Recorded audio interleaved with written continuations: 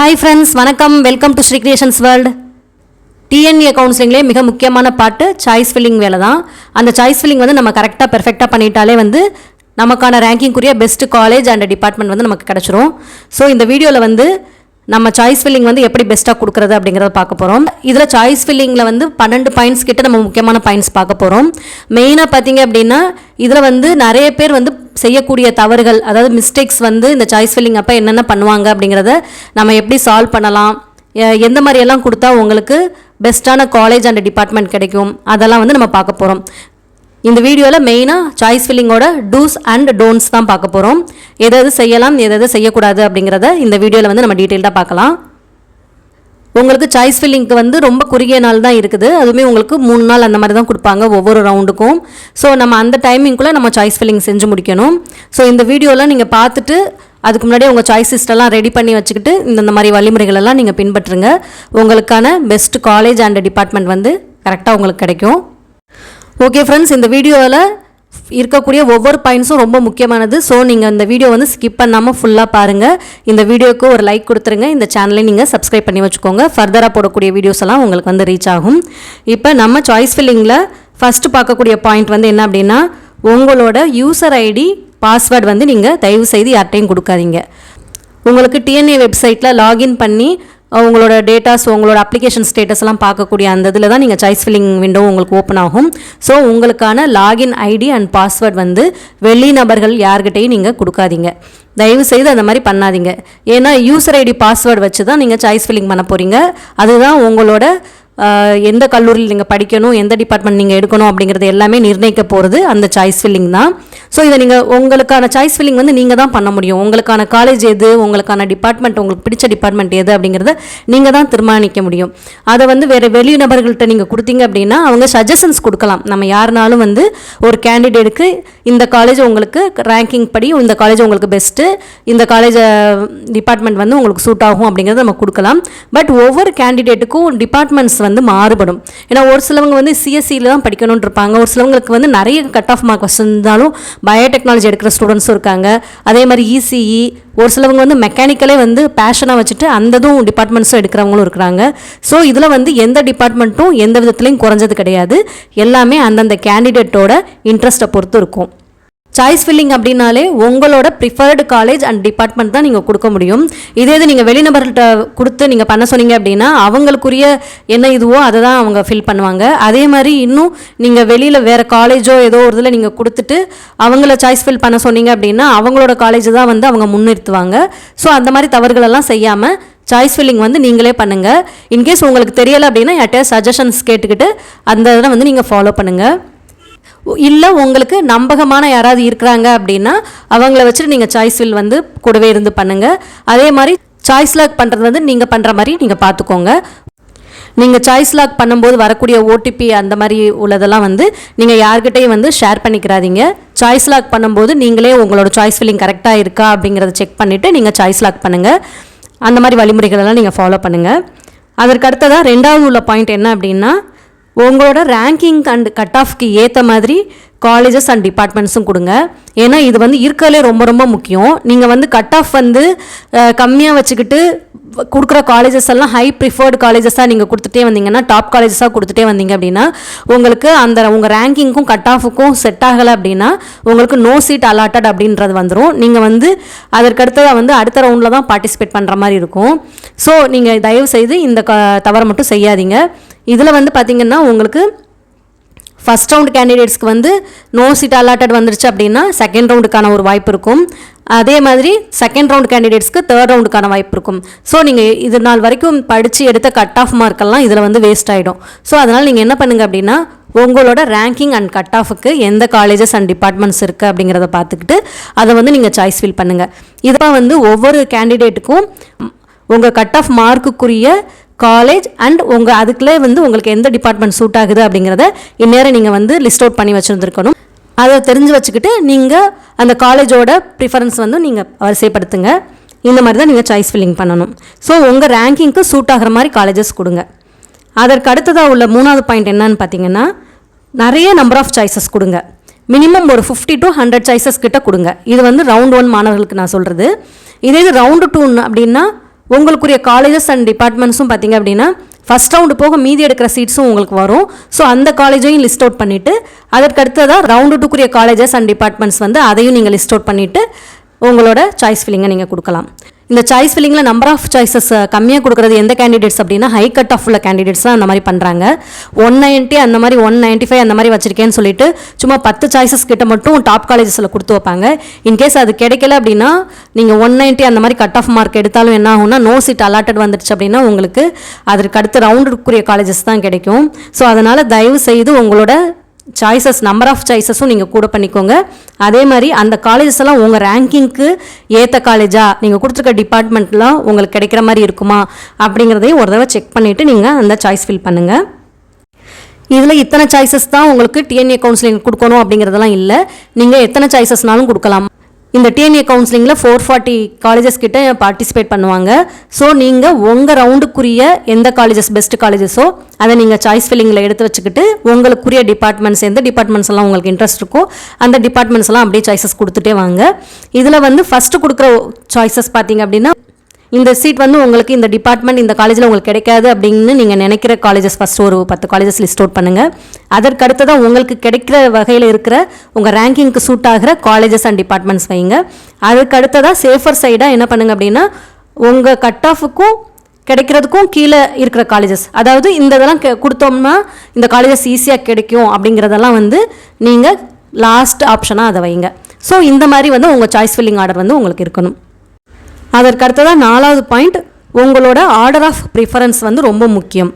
ஏன்னா உங்களோட cut off மார்க்குக்கு ஈஸியாக கிடைக்கிற காலேஜஸ் எல்லாம் நீங்கள் டாப்பில் வச்சிங்க அப்படின்னா உங்களுக்கு சிஸ்டம் மேலேருந்து 1 2 3 அப்படின்னு செக் பண்ணும்போது நீங்கள் மேலே என்ன சாய்ஸஸ் வச்சுருக்கீங்களோ அது வந்து சிஸ்டம் செலக்ட் பண்ணிவிட்டு ஈஸியாக உங்களுக்கு கொடுத்துட்டு போயிடும். நீங்கள் எதிர்பார்க்குற காலேஜோ அந்த டிபார்ட்மெண்ட்டோ உங்களுக்கு கிடைக்காம போகிறதுக்கான சான்சஸ் நிறைய இருக்குது. ஸோ நீங்கள் 1 2 3 அப்படின்னு வரிசைப்படுத்தும் போது என்ன பண்ணணும் அப்படின்னா உங்களோட ஆர்டர் ஆஃப் ப்ரிஃபரன்ஸ் எது முக்கியம், உங்களுக்கு எந்த காலேஜில் எந்த டிபார்ட்மெண்ட் வந்து டாப் லெவலில் இருக்கோ அதெல்லாம் அப்படியே நீங்கள் ஃபில் பண்ணிகிட்டே வாங்க. ஸோ இந்த மாதிரி உங்களோட சாய்ஸ் ஃபில்லிங் இருக்கணும். இதில் வந்து நீங்கள் கொடுக்கக்கூடிய அந்த ஆர்டர் வந்து ரொம்ப முக்கியம். சிஸ்டம் உங்களுக்கு மேலேருந்து செக் பண்ணிகிட்டே வரும்போது டாப் ஆர்டர்லேருந்து செக் பண்ணும்போது நீங்கள் 1 2 3 4 5 அப்படின்னு கொடுத்துருக்க சாய்ஸஸை வந்து சிஸ்டம் செக் பண்ணிகிட்டே வரும். ஸோ இதில் உங்கள் ரேங்கிங் எது செட் ஆகுதோ அந்த காலேஜஸை எடுத்து கொடுத்துரும். ஸோ நம்பர் 1லேருந்து நீங்கள் கொடுக்கக்கூடிய ஆர்டர் வந்து ப்ரிஃபரன்ஸ் வந்து கரெக்டாக இருக்கணும். ஏன்னா வந்து நீங்கள் லோ காலேஜஸ் உள்ளதெல்லாம் வந்து நீங்கள் மேலே வச்சுட்டு உங்களுக்கு கிடைக்கக்கூடிய பெஸ்ட் காலேஜஸ் எல்லாம் நடுவில் வச்சிங்க அப்படின்னா சிஸ்டம் வந்து மேலே உள்ளதான் செக் பண்ணிவிட்டு அதை எடுத்து கொடுக்கும். அதற்கப்புறம் வந்து நீங்கள் ஃபீல் பண்ணி ஒரு பயனும் இருக்காது. ஸோ இதில் வந்து ஆர்டர் ஆஃப் ப்ரிஃபரன்ஸ் வந்து ரொம்ப முக்கியம். அதற்கு அடுத்ததாக உள்ள பாயிண்ட் வந்து நீங்கள் இந்த கம்ப்யூட்டர் வந்து எப்படி செக் பண்ணும், உங்கள் ரேங்கிங்கையும் நீங்கள் கொடுத்துருக்க காலேஜ் அண்ட் டிபார்ட்மெண்ட்டையும் எப்படி செக் பண்ணணும் அப்படிங்கிறத நீங்கள் ஐடியா அந்த அண்டர்ஸ்டாண்டிங் வச்சுக்கிறணும். சிஸ்டம் வந்து எப்போவுமே டாப் டு பாட்டம் ஆர்டரில் தான் செக் பண்ணும். நீங்கள் வந்து இன்கேஸ் நீங்கள் அக்செப்ட் அண்ட் அப்வர்ட் கொடுத்தாலுமே சிஸ்டம் வந்து அப்வர்ட் கொடுத்த உடனே உங்களுக்கு கிடச்சிருக்க காலேஜிலேருந்து கீழேருந்து மேலே பார்த்துட்டு போகாது. நீங்கள் அப்வர்ட் கொடுத்துருந்தாலுமே எப்படி செக் பண்ணணும்னா அகைன் ஒரு தடவை 1 2 3 4 அப்படிங்கிற சாய்ஸஸ்லேருந்து தான் அகைன் செக் பண்ண ஆரம்பிக்கும். ஸோ நீங்கள் வந்து கொடுக்கக்கூடிய ஒவ்வொரு சாய்ஸஸும் வந்து இதில் இம்பார்ட்டண்ட்டு. அதை மட்டும் நீங்கள் மறந்துடாமல் ஒவ்வொருதையும் வந்து நீங்கள் சிஸ்டம் செக் பண்ணுற மாதிரி இந்த 4th சாய்ஸ் கிடைச்சா எனக்கு எப்படி இருக்கும், 5th சாய்ஸ் கிடைச்சா எனக்கு எப்படி இருக்கும் அப்படிங்கிறத சிஸ்டம் செக் பண்ணுற மாதிரி உங்கள் ரேங்கிங்க்கு நீங்கள் செக் பண்ணிக்கிட்டே வாங்க. அந்த மாதிரி செக் பண்ணிக்கிட்டே வந்துட்டு உங்கள் சாய்ஸ் ஃபில்லிங் வந்து நீங்கள் கொடுங்க. அதற்கு அடுத்ததாக 6th பாயிண்ட்டு, அதையும் நான் வந்து உங்களுக்கு ஏற்கனவே சொன்னது மாதிரி தான் your top order choices R important. உங்களோட டாப் ஆர்டர் சாய்ஸஸ் வந்து ரொம்ப முக்கியம், அதையும் நீங்கள் பார்த்துக்கோங்க. அதற்கு அடுத்ததாக 7th பாயிண்ட்டு, இது என்ன அப்படின்னா உங்களுக்கு ஒவ்வொரு டைமும் நீங்கள் சாய்ஸ் ஃபில்லிங் அப்போ லாகின் பண்ணுறீங்க அப்படின்னா ப்ராப்பராக லாக் அவுட் பண்ணுங்கள். அந்த மாதிரி பண்ணுறதுனால உங்களோட ஐடி வந்து யாருமே ஆக்சஸ் பண்ண முடியாது. இன்னொன்று வந்து இது ஒரு ப்ராப்பரான ஒரு டிசிப்ளினாகவும் உங்களுக்கு இருக்கும். இது சாய்ஸ் ஃபில்லிங் பண்ணுற டைம் மட்டும் இல்லாமல் எவ்ரி டைம் நீங்கள் வந்து ஒரு தடவை உங்களோட யூசர் ஐடி உள்ளே போனீங்க அப்படின்னா பாஸ்வேர்ட் கொடுத்து உள்ளே போனீங்க அப்படின்னா ப்ராப்பராக நீங்கள் லாக் அவுட் பண்ணிட்டு வர பாருங்கள். அதற்கு அடுத்து உள்ள பாயிண்ட் வந்து ஒவ்வொரு டைமும் நீங்கள் லாகின் பண்ணிவிட்டு உள்ளே போயிட்டு சாய்ஸ் ஃபில்லிங்கில் சேஞ்சஸ் பண்ணுறீங்க அப்படின்னா நீங்கள் சேவ் அப்படிங்கிறது ஆப்ஷன் கொடுக்காமலேயே அது ஆட்டோ சேவ் ஆகிக்கிட்டே இருக்கும். உங்களுக்கு சேஞ்சஸ் வந்து சிஸ்டம் வந்து ஒவ்வொரு டைமும் ஆட்டோ சேவ் பண்ணிக்கிட்டே இருக்கும். ஸோ உங்களோட சாய்ஸஸ் ஒரு தடவை மாற்றுறீங்க அப்படின்னா நீங்கள் அதை ஞாபகம் வச்சுக்கோங்க, இதை நான் இந்த சேஞ்சஸ் பண்ணியிருக்கேன் அப்படின்ட்டு. லாக் அவுட் பண்ணாமல் வெளியில் வந்தாலுமே உங்களோட சாய்ஸ் ஃபில்லிங்கை வந்து அதை சேவ் பண்ணி வச்சுக்கிறோம். நீங்கள் எங்கே மாற்றுனீங்க அப்படிங்கிறத நீங்கள் ஃபஸ்ட்டு நோட் டவுன் பண்ணி வச்சுக்கோங்க. அதற்கு அடுத்ததாக 9வது பாயிண்ட்டு, இது என்னென்னா ரொம்ப ரொம்ப முக்கியமான பாயிண்ட்டு. என்ன அப்படின்னா, லாஸ்ட் மினிட்டில் யாருமே சாய்ஸ் ஃபில்லிங் என்டர் பண்ணுற மாதிரி வச்சுக்கிறாதீங்க. எல்லாமே வந்து 1 டே ப்ரீவியஸாகவே எல்லாமே உங்களோட சாய்ஸ் ஃபில்லிங் எல்லாம் வந்து கிளியராக கொடுத்து முடிச்சுருங்க.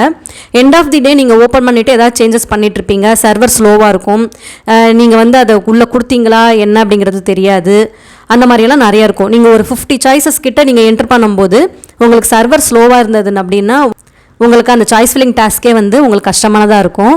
அதனால் உங்களுக்கு அந்த லாஸ்ட் மினிட் ஹரியெல்லாம் இல்லாமல் 1 டே ப்ரீவியஸாகவே நீங்கள் வந்து சாய்ஸ் ஃபில்லிங் பண்ணி முடிச்சுடுங்க.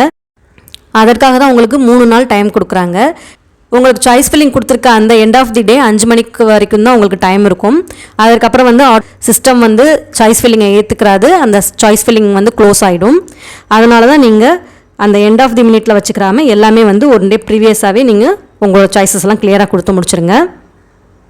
அதற்கடுத்ததாக 10வது பாயிண்ட்டு, இது ரொம்ப முக்கியமான பாயிண்ட்டு. உங்கள் சாய்ஸஸை வந்து எக்காரணத்தை கொண்டும் அவசரப்பட்டு சீக்கிரமே லாக் பண்ணாதீங்க. உங்களுக்கு 3 நாள் டைம் இருக்குது. ஸோ எண்ட் ஆஃப் தி டே கூட உங்கள் சாய்ஸஸ் எல்லாம் கிளியராக கொடுத்துட்டு அதுக்கப்புறம் நீங்கள் வந்து உங்கள் சாய்ஸஸை லாக் பண்ணலாம். முதல் நாளே அவசரமாக ஒரு ஃபீட் பண்ணணும், ஒரு 50 சாய்ஸஸ் அப்படின்னு ஃபீட் பண்ணிவிட்டு நீங்கள் சாய்ஸ் லாக் பண்ணிட்டீங்க அப்படின்னா உங்களுக்கு ஏதாவது சேஞ்சஸ் அந்த டைமில் பண்ண தோணுச்சு அப்படின்னா பண்ண முடியாது, சாய்ஸ் வந்து லாக் ஆகிக்கிறோம். அதுக்கப்புறம் வந்து நிறைய ஃபார்மாலிட்டிஸ் இருக்குது, டிஎஃப்சி சென்டர்லாம் போய்ட்டு லெட்டர் எழுதி கொடுக்கணும். ஸோ அந்த மாதிரி டென்ஷன்லாம் நமக்கு வேணாம்.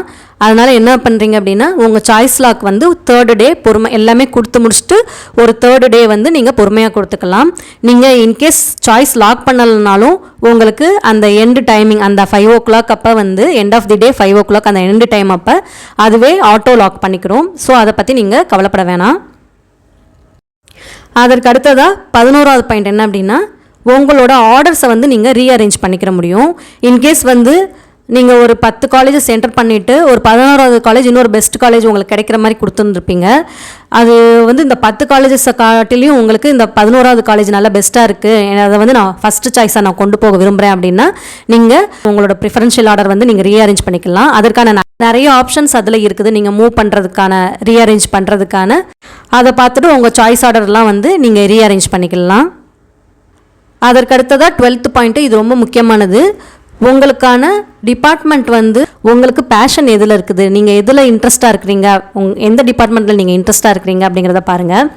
ஏன்னா உங்கள் ஃப்ரெண்டு வந்து சிஎஸ்சி எடுத்து படிக்கிறேன் அப்படின்னு சொல்லிட்டு உங்களுக்கு கோடிங்கோ அதில் இன்ட்ரெஸ்ட்டோ இல்லாமல் நீங்கள் அதில் போய் படிச்சிங்க அப்படின்னா உங்களுக்கு அந்த சப்ஜெக்ட் வந்து கொஞ்சம் டஃப்பாக தோணும். இன்கேஸ் உங்களுக்கு பிடிச்ச டிபார்ட்மெண்ட் எடுத்து படிச்சிங்க அப்படின்னா அது டஃப்பாகவே இருந்தாலும் உங்களுக்கு அந்த இன்ட்ரெஸ்ட் இருக்கிறதுனால உங்களுக்கு நீங்கள் அடுத்தடுத்து நீங்கள் வந்து அதில் ஸ்கோர் பண்ணிகிட்டே போவீங்க. ஸோ அதனால தான் சொல்கிறேன், உங்கள் ஃப்ரெண்ட்ஸ் வந்து இந்த டிபார்ட்மெண்ட் எடுக்கிறாங்க அப்படிங்கிறதுக்காக நீங்கள் எல்லோரும் போயிட்டு சிஎஸ்சி எடுக்கிறாங்க அப்படிங்கிறதுக்காக எல்லாருமே கம்ப்யூட்டர் சயின்ஸ் எடுக்கணும் அப்படிங்கிறது அவசியம் இல்லை. இதில் நீங்கள் வந்து மெக்கானிக்கல் எடுத்தாலும் சரி, பயோடெக்னாலஜி எடுத்தாலும் சரி, எந்த டிபார்ட்மெண்ட் எடுத்தாலும் உங்களுக்கு இன்ட்ரெஸ்ட் இருக்கா அந்த டிபார்ட்மெண்ட்டில், அதை படிக்கிறதுக்கான உங்களுக்கு பேஷன் இருக்கா அப்படின்னு பார்த்துட்டு நீங்கள் வந்து எடுங்க. இது நீங்கள் படிக்கக்கூடிய டிபார்ட்மெண்ட்டுக்கான ஃப்யூச்சர் ஸ்கோப் எப்படி இருக்குது அதையும் நீங்கள் தெரிஞ்சுக்கிட்டு அந்த டிபார்ட்மெண்ட் வந்து ப்ரிஃபரன்ஸில் வைங்க. அதே மாதிரி நீங்கள் ஃபர்தராக படிக்க விரும்புகிறீங்க அப்படின்னா நீங்கள் எடுக்கக்கூடிய டிபார்ட்மெண்ட் வந்து கேட் மூலமாக எழுதி நீங்கள் ஃபர்தராக ஹையர் ஸ்டடீஸ் பண்ணுறதுக்கான வாய்ப்பு இருக்கா அப்படிங்கிறதையும் ஒரு தடவை நீங்கள் செக் பண்ணிக்கோங்க. இதில் நீங்கள் எடுக்கக்கூடிய டிபார்ட்மெண்ட் வந்து எதை பற்றி படிக்க போகிறீங்க அப்படிங்கிறத ஒரு அவுட்லைனாக நீங்கள் தெரிஞ்சு வச்சுக்கோங்க. உங்களுக்கு முடிஞ்சால் நீங்கள் கொடுக்கக்கூடிய டிபார்ட்மெண்ட்டோட அந்த கரிக்குலம் சிலபஸையும் நீங்கள் வந்து செக் பண்ணிக்கோங்க.